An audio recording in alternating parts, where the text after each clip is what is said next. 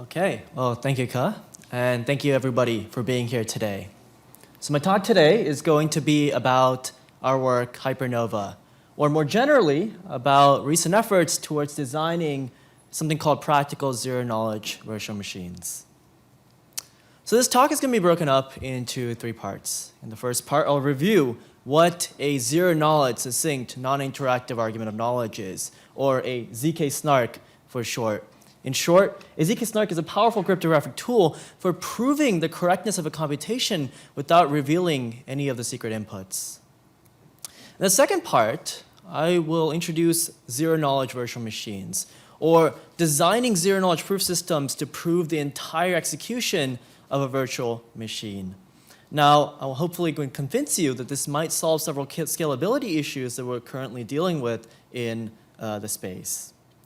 And finally, in the third part, I'll talk about our own work, HyperNova, which can be viewed as making steps forward into designing state-of-the-art ZK-SNARKs for virtual machine execution.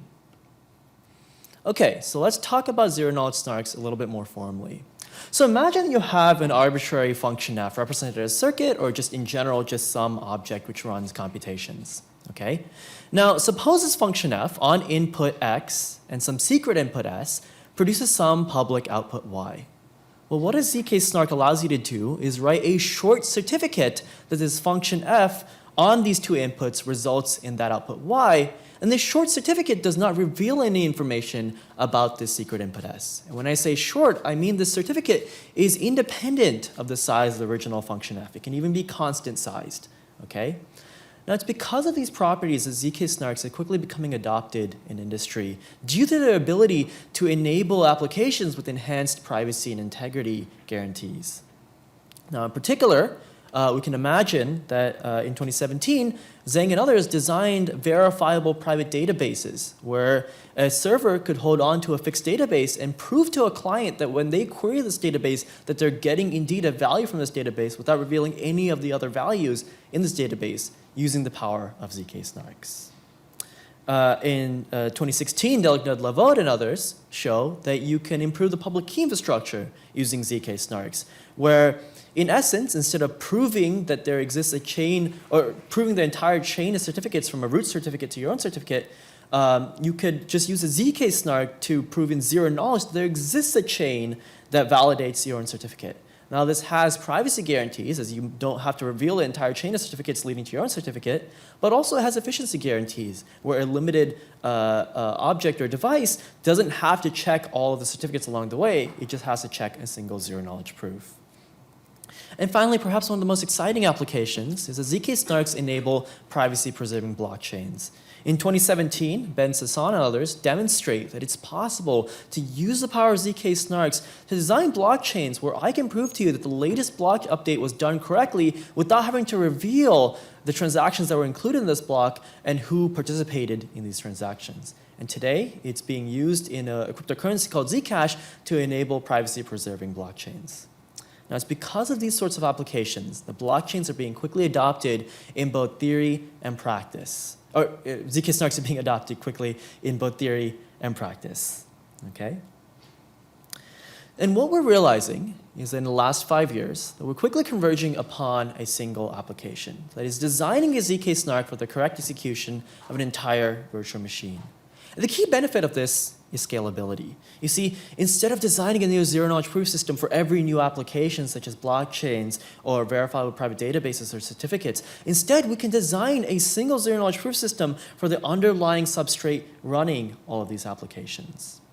Now, when this technology was introduced back in 2013 by Ben Sasson and others, it was too slow. We just simply did not have the SNARK machinery to run any real programs in any feasible amount of time. But in the past decade, we've made significant progress into making this application a reality. So today I really want to talk about HyperNova and some key ideas for how HyperNova is able to get us closer to designing practical virtual machines. But before I do that, I want to take a step back and talk a little bit about the larger picture, at least how I see it. You see, I feel the way that SNARKs are developing today is much the same way how computer architecture developed half a century ago. You see, we initially started off with CPUs for highly specific applications. The hardware was catered towards a particular application. And much in the same way, we started off by designing snarks for very particular computations. But over time, we started designing snarks for general purpose virtual machines, just as we developed CPUs for general purpose ISAs. Okay? And the key benefit of this stage of development is that it becomes significantly more scalable at the expense of some latency because we have additional abstraction overheads. And now finally, just as with CPUs, we're in an era with snarks where we're designing highly specialized and highly optimized snarks for the general application of virtual machines. And HyperNova can be viewed as the latest development in this line of work. So now I want to talk a little bit more technically about how we design zero-knowledge virtual machines. So at a very high level, what we could do, the naive approach, is to observe first that a virtual machine really is you're running a single cycle over and over and over again of some circuit that represents the CPU. Okay? So what you could do is you can stitch together this CPU circuit many times over and over again and have a giant arithmetic circuit, which represents your the virtual machine execution. And then you can just prove that this circuit on some input state produces some output state using a standard off-the-shelf ZK snark that proves that a circuit was run correctly. Okay? Well, while this approach nominally works, there are several key drawbacks. And the major drawback here is that this fixes the recursion depth ahead of time, or the computational depth ahead of time, because circuits have to be fixed for to write a proof about it. And moreover, this is quite memory intensive. Okay? The way you can imagine it is because of how snarks work today, the prover's memory overhead is going to scale with the entire size of the circuit. In this particular case, what that means is that the prover's memory scales with the entire trace of the virtual machine, which is unacceptable in practice.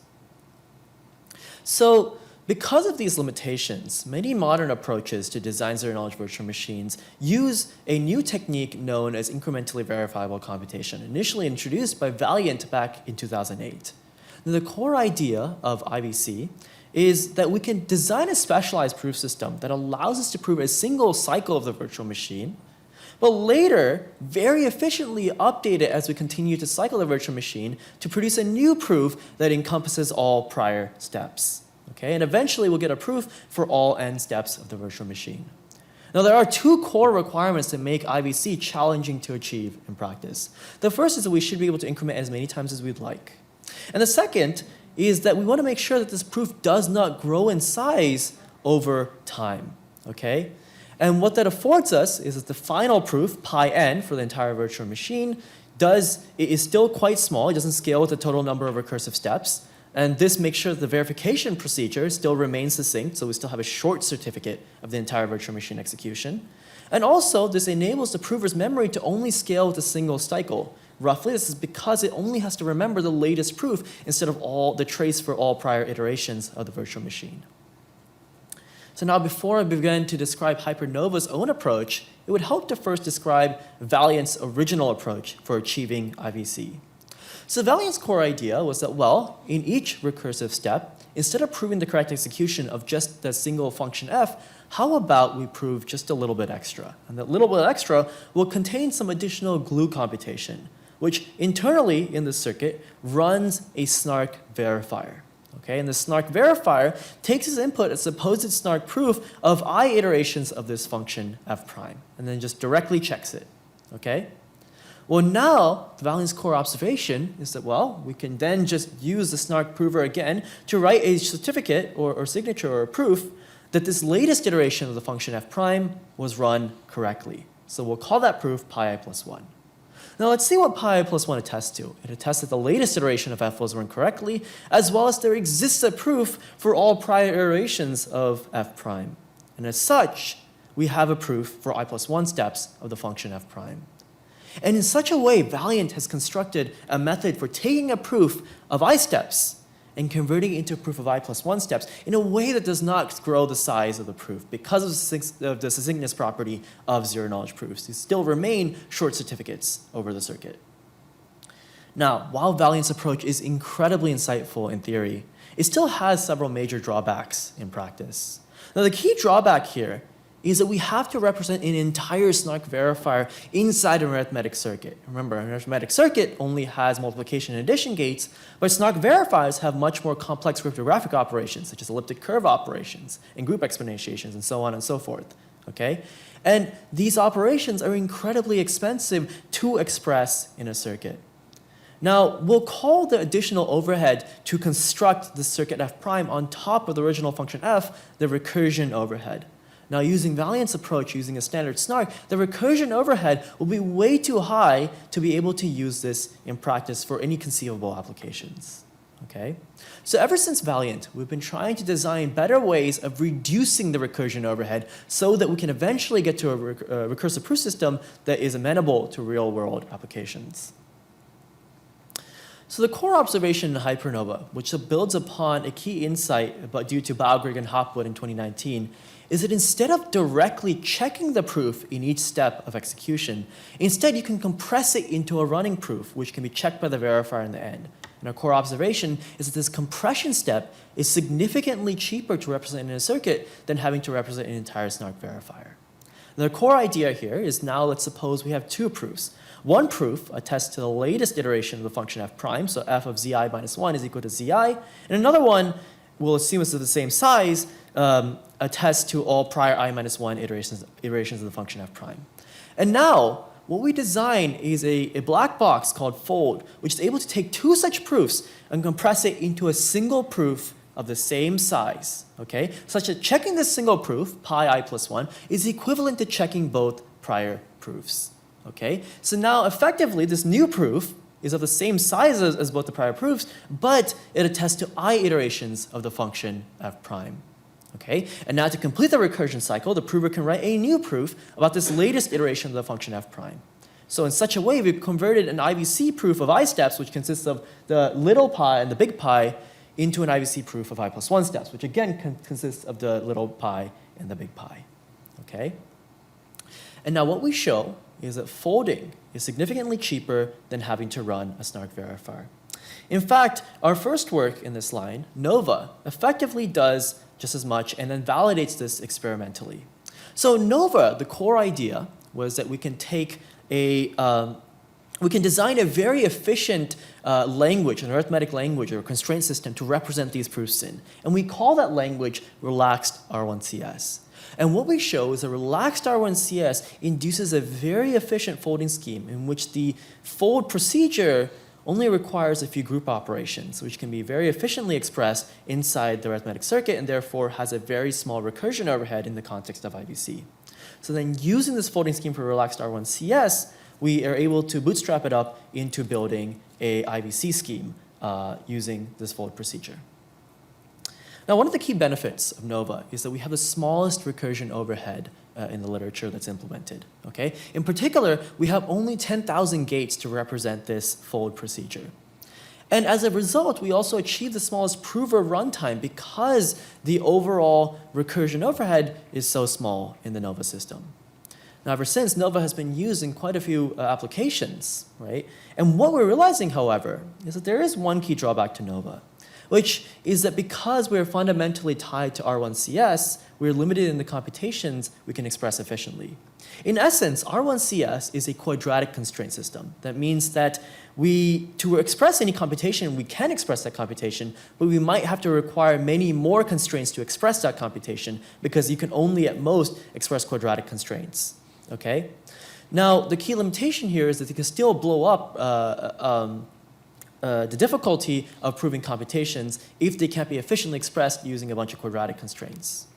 So to address this, our follow-up work, HyperNova, designs a new system that uses the same template.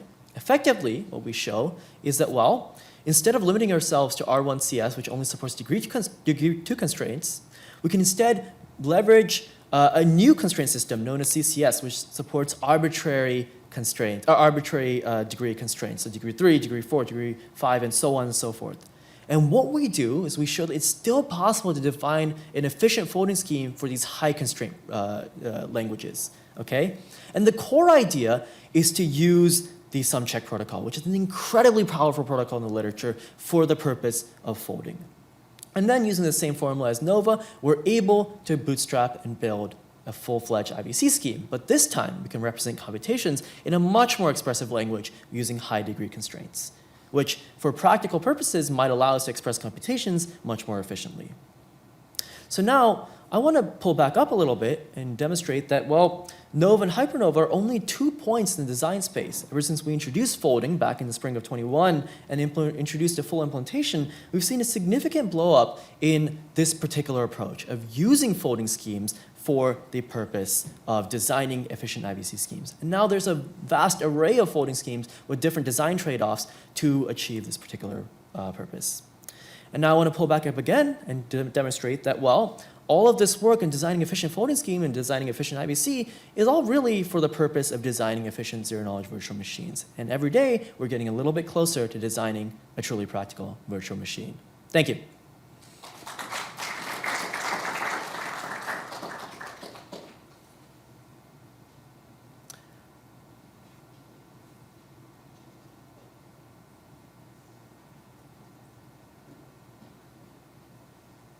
So I have one question. Yeah. Oh my God, this is so hard for me. Yeah, so is it possible that, let's say, is there a efficient way to transfer high degree languages to R1CS, and then you can use the techniques of Nova? Yeah, so it is, so in general, R1CS is as expressive as you want it to be. So technically you can take any high degree constraint and convert it into multiple lower degree constraints. So technically, any computation you want to prove is provable using Nova. The only question is how many constraints you might have to use to prove that computation. So the point of HyperNova is you can find maybe a better design trade-off where you can use higher degree constraints to prove your computation using less constraints. I see. Yeah. So, and another question. So let's say, just want to ask, like, let's say for your HyperNova, how complicated can the statement be for it to be practical? Yeah. So this really depends on like your definition of practicality, but roughly, I believe I think we show a number for Nova, which says to prove 1,000,000 gates. That requires 1.1 seconds. So like every recursion cycle requires 1.1 seconds. So roughly, that might give you a high-level idea. And HyperNova improves upon this a little bit, and especially for high-degree constraints, but also for low-degree constraints. But we don't have experimental validation just yet for HyperNova. In general, there have been other groups implementing Nova, and what they show is that the clock rate, the cycles per second, for Nova is roughly at 100 at this point. So roughly, that's how fast we are. We're trying to get faster and faster. I see. Thank you. Yeah. I'm also curious, I guess there's a lot of zero-knowledge papers, and maybe a lot of them also try to do this recursive composition. Like, how does the performance compare with other alternative approaches? Are there any trade-offs, like main trade-offs in terms of like the different metrics, like prover time, proof size, and?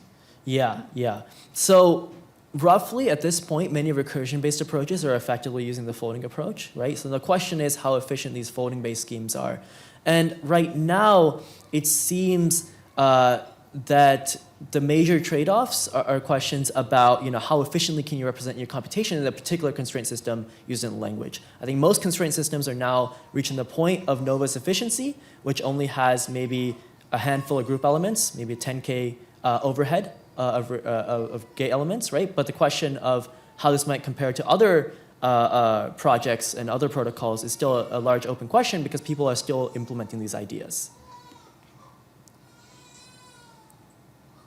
I see. So basically, all of these schemes on this slide, they all do recursive composition? Yeah, effectively. I think some of these are just folding schemes, which can be bootstrapped up to build IVC, but some of these are the full recursive composition. That's right. Anything after like the Halo introduces proof deferral piece right there. That's right. I see. And then also there's this like blow up in this extractor time. That's right. And then, but this is not like addressed yet. Like, so there's like, you can only do it for some number of depths. Otherwise, the security parameter will become very bad. Of course, yeah. So this is a great question. So in theory, it turns out that like you cannot recurse an arbitrary depth. You get some soundness degradation in every step.